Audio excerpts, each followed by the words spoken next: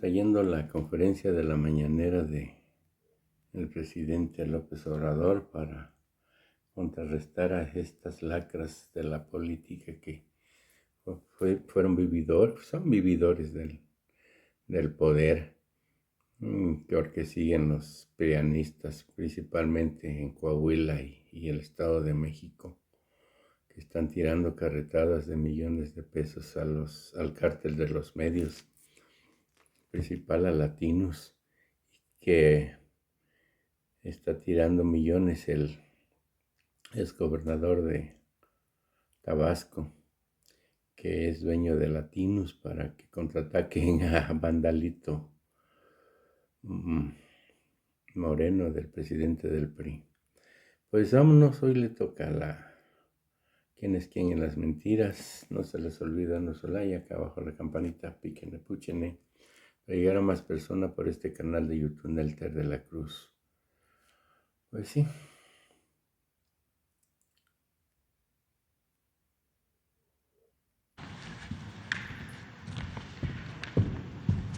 Buenos días a todas, a todos. Este es el quién es quién en las mentiras de la semana del 22 de junio de 2022.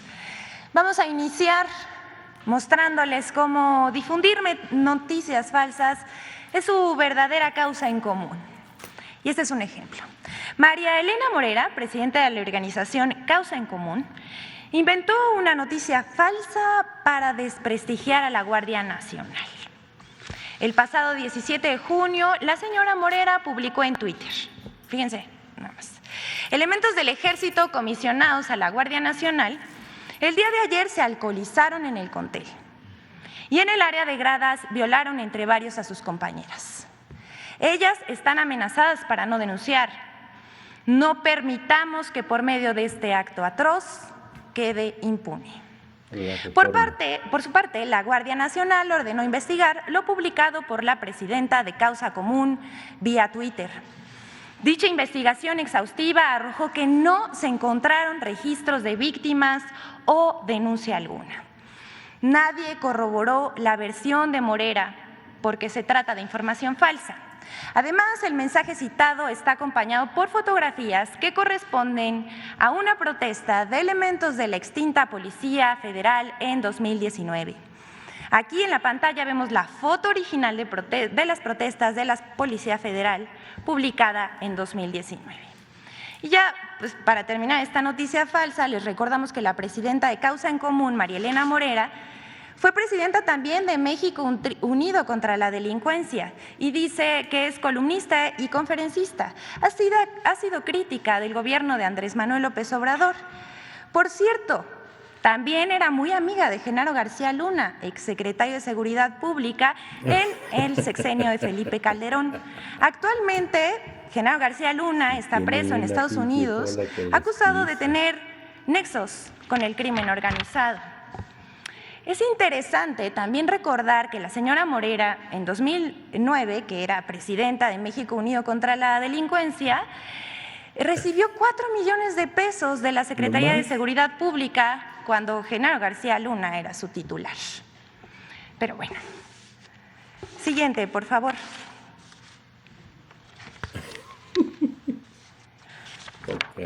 Vamos a darles vamos a presentar en este momento un estudio que hace el laboratorio, el Tlatelolco Lab, sobre lo que pasó en las pasadas elecciones del 6 de julio. Estudio demuestra cómo se armó una campaña coordinada para posicionar y amplificar la narrativa del supuesto acuerdo entre el narco y el gobierno con el propósito de atacar al presidente Andrés Manuel López Obrador. Debido a las elecciones recientes en 6 estados, un grupo de periodistas y políticos justificaron la derrota de la oposición en 4 de ellos con el cuento de que se debió a un acuerdo entre Morena y el narco. Pero fue una narrativa armada, sin pruebas. De acuerdo con una investigación de Tlatelolco Lab, que es una iniciativa del Programa Universitario de Estudios sobre Democracia, Justicia y Sociedad de la Universidad Autónoma de México, en la que participaron sociólogos, antropólogos, físicos, entre otros profesionistas, en los comicios intermedios de 2021 comenzó a cobrar fuerza la acusación de un presunto pacto entre Morena y el crimen organizado. Ya para las elecciones del 5 de junio de 2022 en los estados de Aguascalientes, Durango, Quintana Roo, Tamaulipas, Hidalgo y Oaxaca, Tlatelolco Lab tiene identificado cómo la oposición posicionó hashtags para desplegar esa narrativa de un pacto con el crimen organizado. Por ejemplo, aquí vemos cómo se movieron los hashtags alrededor de las elecciones del 5 de junio, entre los que destacan narcopresidente, AMLO narcopresidente, Morena narcopartido, López narcocomunista, entre otros. Asimismo, Tlatelolco Lab encontró que existieron en ese momento 3 grupos de hashtags, uno alrededor de Morena narcopartido, otro de narcopresidente y otro que vincula al narco con los estados donde hubo estas elecciones. Estas tendencias no se difundieron por personas aleatoriamente, ni fueron espontáneos dando su opinión, sino que fue una operación que impulsó la narconarrativa que buscaba desprestigiar al gobierno del presidente.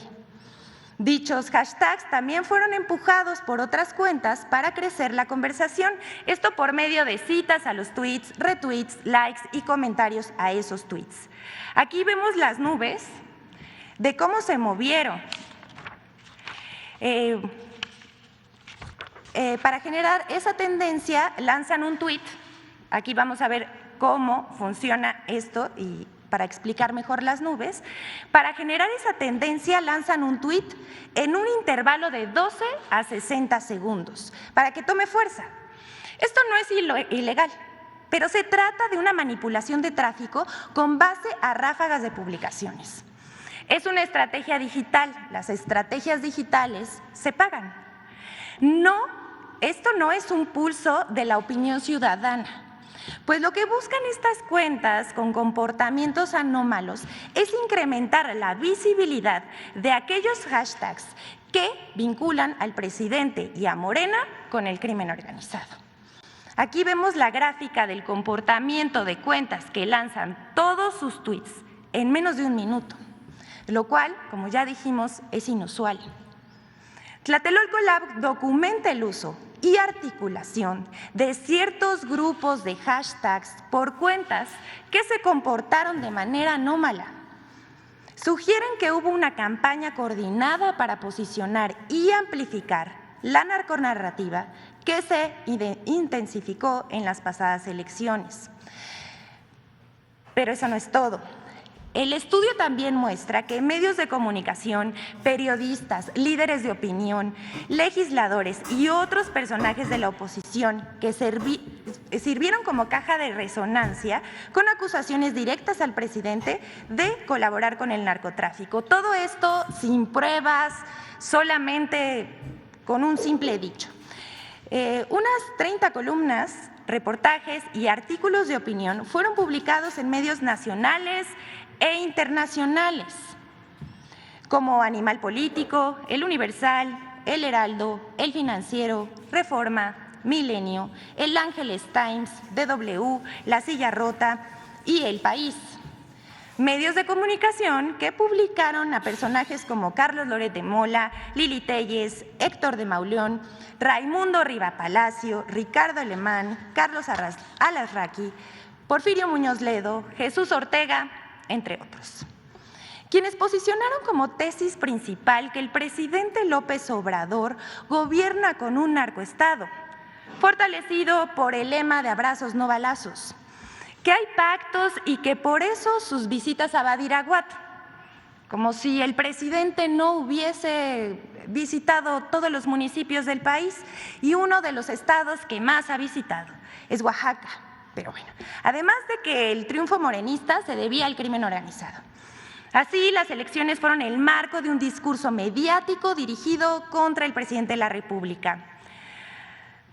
Esto, aunque el INE que tanto defienden, que es la autoridad electoral, expresó textualmente en voz de Edmundo Jacobo, secretario ejecutivo del organismo. Dijo textualmente: no tenemos ningún indicio de que los grupos delictivos estén incidiendo en las organizaciones de estos comicios en estas 6 entidades. Pero por supuesto que Carlos Loret de Mola, Raimundo Rivapalacio y Ricardo Alemán continuaron acusando sin pruebas al presidente. El estudio de Tlatelolco Lab concluye que existen elementos para suponer que medios de comunicación y actores de la oposición que tienen cuentas en redes sociales confluyen, se agrupan y coordinan para generar discursos que dañen al presidente. Uno de los objetivos es saber quién y quiénes les pagan y cuánto. Hay que seguir la pista del dinero. Afortunadamente, la gente ya despertó y ya no es fácil manipularla. Se usan políticamente las noticias falsas para acusar sin pruebas.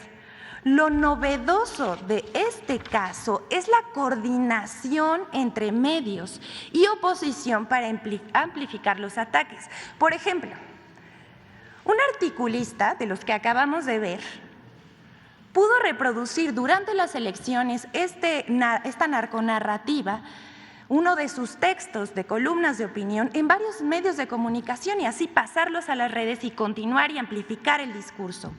Pero la batalla abierta por la interpretación de los hechos es parte de la cuarta transformación de la vida pública de México, para formar ciudadanos informados y conscientes. Es cuanto, señor presidente. Muchas gracias. Vamos a...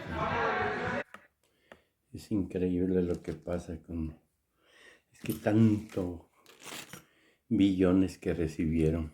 Estamos hablando de billones, no tontería.